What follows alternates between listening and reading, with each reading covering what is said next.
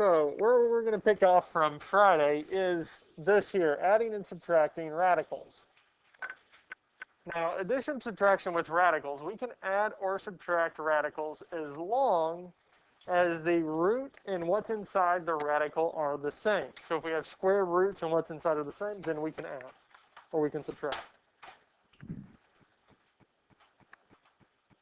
So we'll look at A here in a minute, but let's look at B first. Well, here we have 6 square root of x, 6 times the square root of x, plus 2 times the square root of x. Well, in both terms, they're both square roots, and what's inside is x, yes? So they're the same.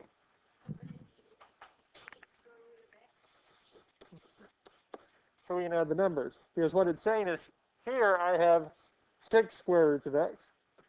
Here I have 2 more, and so in total I have 8. So as long as the root and the radical are the exact same, we can add the numbers together. And that's what's key. For us to be able to add or subtract, the roots have to be the same. The square roots or cubed roots or whatever the radical is has to be the same. So when we look at this here, 10 squared of 5 plus the square root of 20. Well, the radicals, the roots are not the same because we have square root of 5 and square root of 20. Take the square root of 20, plug that into the calculator and see what you get.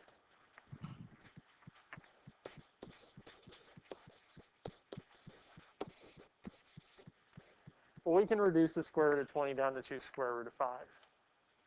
So we can rewrite it as 2 square root of 5.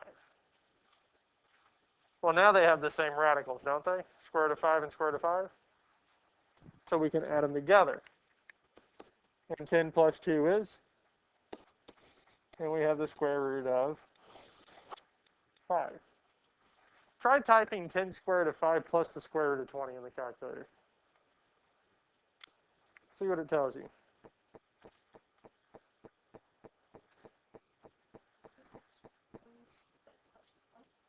So 10 square root of 5 plus the square root of 20.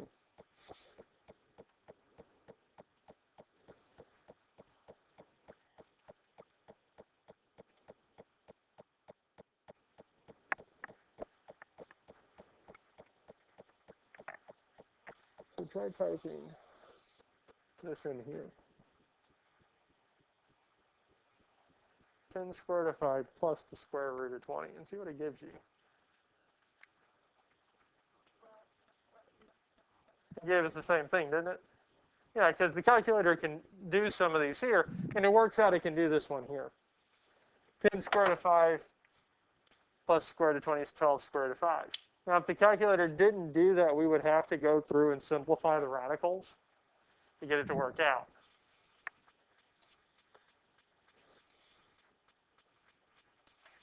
Five square root of 7 plus the square root of 63.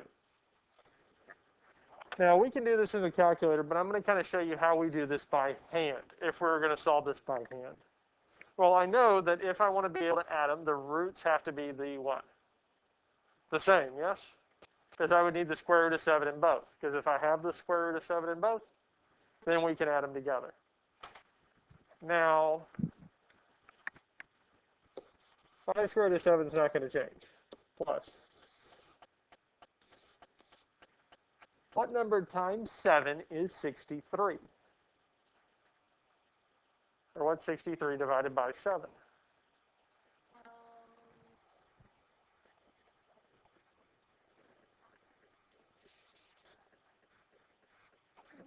It would be 9. 7 times 9 is 63. Now, looking at this here, so 5 square root of 7, I can split this apart. The square root of 9 times the square root of 7. What is the square root of 9? What times itself is 9? 3 times 3 is 9, yes? So the square root of 9 would be 3. Type it in if you need. Because the square root of 9 is 3. And 5 square root of 7 plus 3 square root of 7 is what?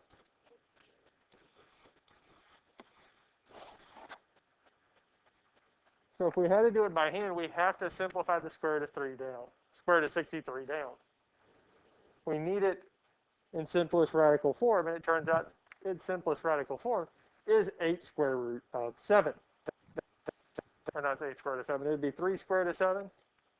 And if we add the two together, we would get 8 square root of 7. And I think some of you already typed it into the calculator, and it told you it was 8 square root of 7. Yes? Yeah. So some of these it works, so we can type it in. But this one here, because there is a variable, we can't just type it into the calculator. But the radicals are already the same, so we can add them. 4 plus 5 is, and we'd have the square root of 2x.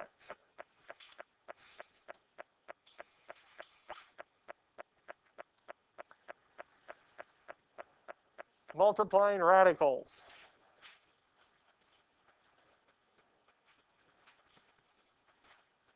Now, when we multiply radicals together, the square root of 14 times the square root of 7, we're going to do it first.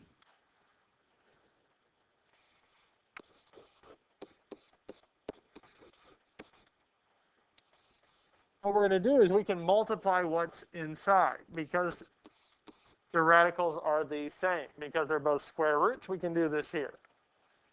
Now, if one of them was a square root and a cubed root, if the roots were different, we can't do this. We can't just do this multiplication. But because the roots are the same, we can multiply them together.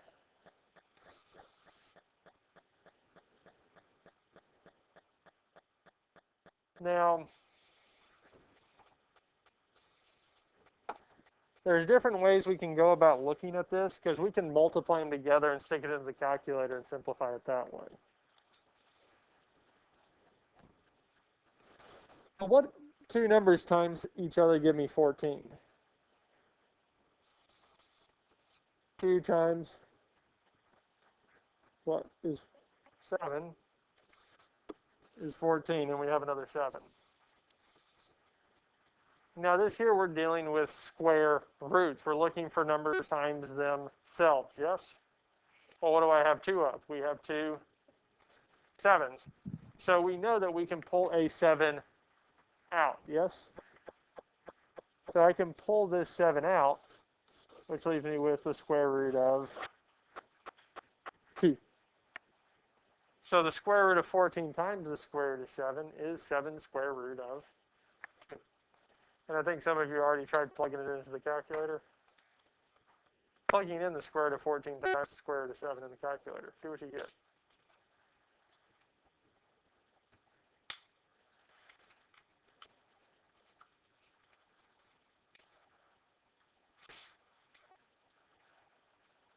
Try typing it in. Yeah. We get the same thing. Now, this really does work, and the main reason that this works is because we have all numbers. Square root of 14, square root of 7. We don't have variables. Now, in the next one, we do have some variables. Square root of 3n and the square root of 75n.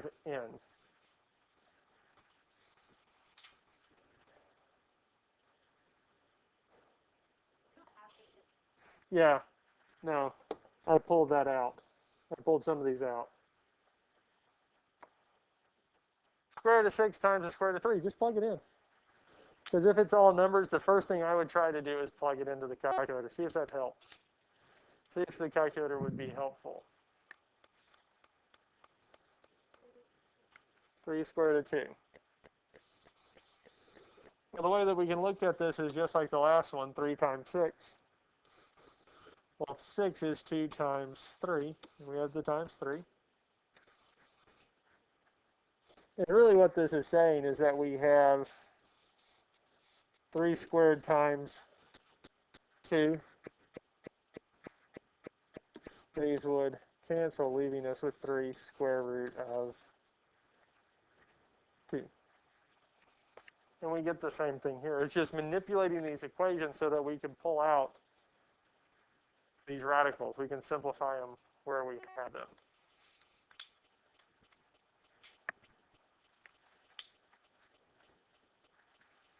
Questions on this here?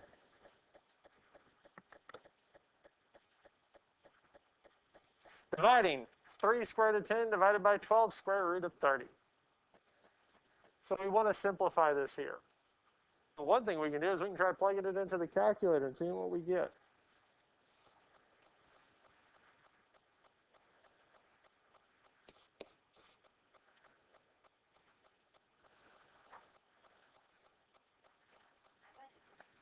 Okay, so this doesn't work out to give us whole numbers.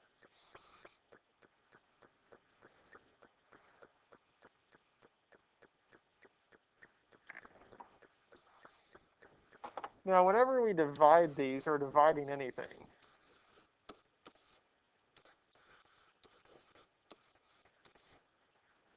we want it to simplify. And we can't have any radicals in the denominator. So what is the square root of 30?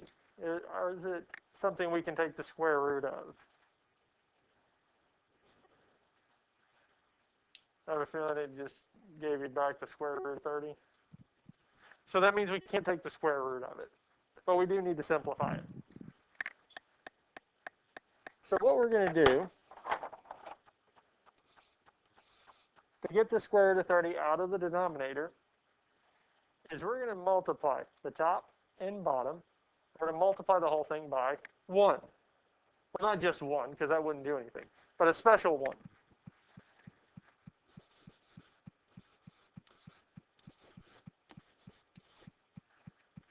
And we're going to use the square root of 30. And there's a reason for this.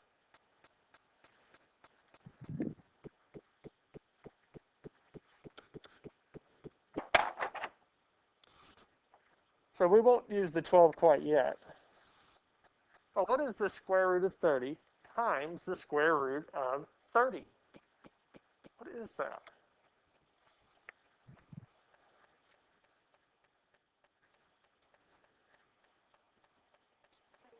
$30, yes. Because anything times itself, the square root of 30 times the square root of 30 is the same as the square root of 30 squared. Our square and square root would cancel. So we would get 30. But this is still being multiplied by 12. Now on top, we're going to have the square root of 10 times the square root of 30. Well, just like before, we can have 10 times 30. Any questions on this here? Well, what's 10 times 30?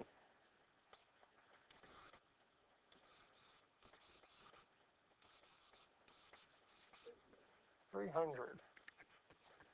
Now in the denominator, we have 12 times 30 over 360. Okay.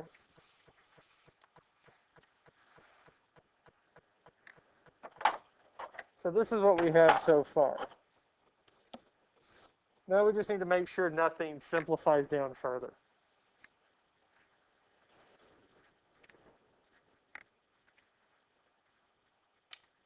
Try typing that in now. 3 square root of 300 over 360. See if that still gives you a decimal. It'd be nice if it didn't. Nope, it still gives you a decimal. What is 3 square root of 100? Let's just type the numerator in. Let's do part by part. Because if it won't take the whole thing, let's do part by part. 3 over 300. Let's type that in. Or 3 times the square root of 300. Times the square root? 3 square root of 300. 30 square root 3? It would be 30 square root of 3.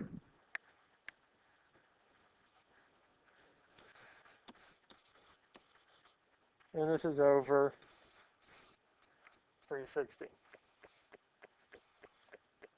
Okay.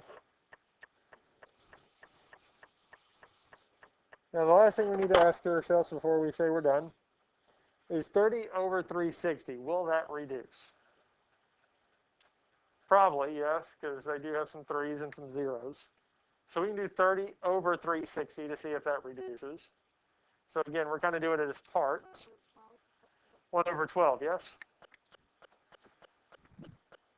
So 12 would be in the bottom, would be on bottom.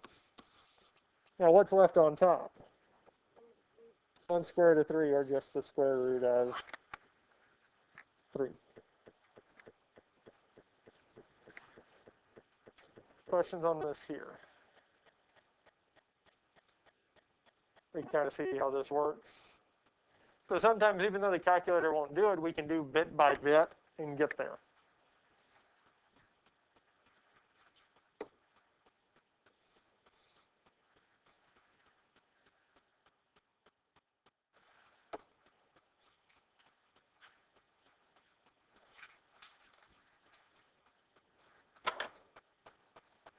And that